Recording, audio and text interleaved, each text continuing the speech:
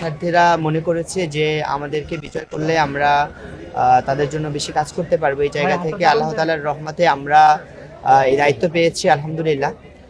আমরা আজকে বেগম খালেদা জিয়া শুধুমাত্র বাংলাদেশের প্রধানমন্ত্রী এমনটা নয়, তার আর একটা আমাদের কাছে গুরুত্বপূর্ণ যে জগন্নাথ বিশ্ববিদ্যালয় তার সময় প্রতিষ্ঠিত হয়েছিল এবং তিনি জগন্নাথ বিশ্ববিদ্যালয়ের প্রতিষ্ঠার ঘোষণা দিয়েছিলেন, যার কারণে তিনি আমাদের কাছে আরেকটু বেশি গুরুত্বপূর্ণ।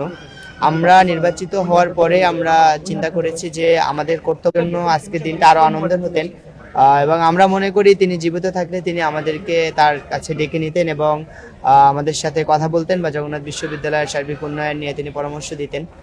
যেহেতু তিনি আল্লাহটাকে সাড়া দিয়ে চলে গেছেন, এখন তো আসলে আমাদের একটাই করণীয় আছে যে তার জন্য দোয়া করা।